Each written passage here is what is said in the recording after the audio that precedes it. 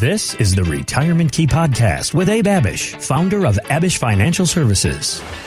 Thanks for joining us here on the Retirement Key with Abe Abish, founder of Abish Financial Services. I'm Heather Branch here with Abe, asking for his insight and ideas on the things you can be working now to better prepare for your financial future. TheRetirementKey.com is where you can go to start your own conversation with Abe and his team. We also have links, of course, posted in the show notes as well, so you can just click there, or again, find us anytime at TheRetirementKey.com. As we rapidly approach the end of the year, who can believe that it's almost 2024?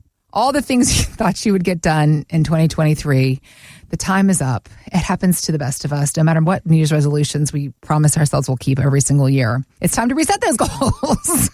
Time flies, especially when you're having fun. Time flies. Yep. It seems like the older and older you get, the faster it goes. That's the truth. You know? I feel like every year people say last year went by faster. And so I've started saying not, oh, I know, same. I've just started saying, yeah, and next year's going to go by even faster. So keep up.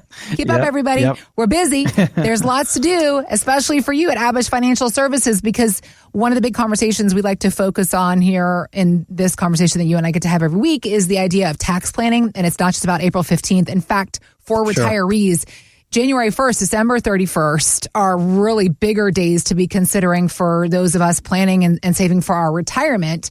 And also with the idea, the notion that the Trump's tax cuts are set to expire in 2026, there are lots of things that we can be doing now in effort to better prepare. And one way to plan for taxes is to do a Roth conversion, something else we've talked about a lot. When money is moved from a pre-tax account, like a 401k and traditional IRAs, to an after-tax Roth account, earnings then can be withdrawn tax-free. And it seems that we have talked about this for a plethora of people, considering that they're still working and might have the advantage, it seems, because they're still approaching retirement. But what about those who have already retired, Abe? Can they still take advantage of this as well? Absolutely, Heather. You don't have to be working to take advantage of a Roth conversion. You can do it when you're retired. As a matter of fact, for a lot of people, it could be better when you're fully retired. Oh, really? Because think about this, right? When you do Roth conversions, you add income to all the other income you have, right? So if you're working and let's say you're earning $100,000 and then you have rental income and brokerage income and maybe an inheritance or the sale of something, a house or stock, and then you throw on additional income from a Roth conversion. Like if you did a $25,000 Roth conversion in 2023, the IRS looks at that as an additional $25,000 of income added to all of your other income, right? So you've got to run the numbers to make sure it's either worth it for you to pursue while you're working or when you're retired, either way. But yes, you don't have to be working and producing an income. You need to be working and producing an income to contribute to Roth IRAs. And those are even available in a lot of company 401ks, by the way. No earnings limit on contributions to Roth 401ks. A lot of people get that confused. Same with Roth TSPs. I didn't know that. IRAs. Roth IRAs are entirely separate and different. And then there's no limit on the amount you can convert into a Roth. You can make all the money in the world. There's no earnings limit. You can convert all the money in the world you want from a pre-tax plan to a Roth. But obviously you wouldn't want to do that. You'd bump yourself up into the highest tax bracket. So you want to do it in a smart and wise way. And so we can treat, this $32 trillion in dollars in national debt like it's just another number, or we can actually say, well, wait a minute, taxes are probably going to be our biggest expense in retirement. What are we doing? Even though we may have won the game, even though we may have saved enough to fully retire with success and with dignity and with confidence, what are we doing to mitigate and minimize these risks that can affect our hard work, right? Our life savings, if you will, and really affect that adversely. One of those is taxes going up.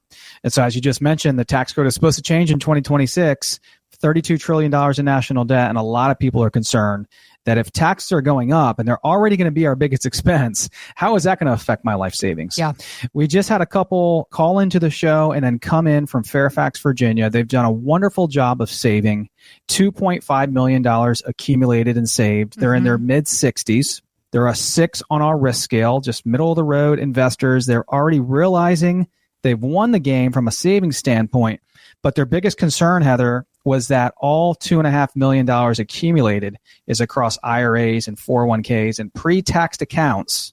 They're seeing where we're headed fiscally and financially as a country, concerned with that, concerned that they're probably sitting on a $2.5 million ticking tax time bomb, right? This is something that's in large part out of our control and in some part in our control. And how it's in our control is that we can run these numbers. We can see where we're at in our current brackets and see if things like Roth conversions make sense. So we're not just compounding the tax problem. We're actually addressing it now and seeing if there are ways to lower and mitigate this tax on our entire life savings. So they're concerned with all these things, the political football that's going on, and they're saying, well, wait a minute, we've done a wonderful job of saving. Now let's mitigate these risks as much as possible. Biggest concern being higher taxes. So what we did is we ran a tax mapping report and analysis. Like I just explained, it shows someone where all their income is. What bracket are you in? Are you in the 12%, 22, 24? And then once you know what bracket you're in, how much room in that tax bracket do you have to do strategic tax planning? This is one of the biggest reasons why people come on board at Abish Financial, because we do comprehensive planning, not just insurance planning and investment planning, but tax planning is also included there. Not doing your tax return, right? That's something, a good CPA or accounting firm can help you with, but actually looking for ways to lower the tax bill on your life savings. Many of our clients, many listeners on WMAL are concerned with this. So if you sound like this couple from Fairfax, Virginia, and you are concerned with taxes on your retirement dollars, you feel like you've done a good job of saving as well, and you probably have if you're listening to this podcast, but you're concerned with taxes going up, how that might eat into your life savings, go to theretirementkey.com. Click on the Contact Us tab at the top of that page, and we can begin to have these same conversations about taxes with you as well. We, of course, also have links posted in the show notes, so you can just click there if that is more convenient, or find us anytime. Again, it is theretirementkey.com. All right, so thinking about taxes, another big question mark for American investors is obviously the stock market. What are we always wondering about, Abe? And it was up 8% in November, but according to some economists, that is based on hope that interest rates are finally going to come down next year. And it's economist Ken Polcari who's telling Fox Business he disagrees with this mindset. And so this rally that we saw in November is really built upon that idea that the rate cuts are coming. It's illogical to me, considering Jay Powell has made it very clear that the door is open and he's still not confirmed or sure that the hike cycle has ended. The market is stamping their feet saying, no, we need lower rates. We don't need lower rates. The market can function with 5% rates. And you and I both know that over time and history in the markets. So it continues to be a question mark for economists. Will the rates come down? Should they come down? The pros and cons of that. But Abe, can we keep going with interest rates this high without some kind of market correction? I don't think so. I don't think we can. But I agree with the gentleman there just on the clip, because the markets have functioned this year, right? And for two big reasons. A lot of artificial intelligence investing. You look at the Magnificent Seven, right? Like Facebook, Apple, Amazon, Netflix, Google, Tesla, Nvidia, Microsoft, all these companies. They call them the Magnificent Seven. They were responsible for a lot of the stock market growth this year. Then some FOMO. Right? People having fear of missing out, and they're just jumping in. And we've got to be careful. We are approaching all-time stock market highs again, right? People always say buy low and sell high. If you're approaching stock market highs, that's actually the time when we want to be really careful and think about taking some chips off the table. So regardless of what happens with interest rates here in the near future, Heather, heading into 2024, we can always have a plan. We can always take advantage of opportunities. And right now, with interest rates being a lot higher, if you just think back to a couple of years ago, I mean, we couldn't make anything in the bank. 0.5%, 1%. Right. And, one of my best friends works for a huge investment firm, and they had an acronym called TINA.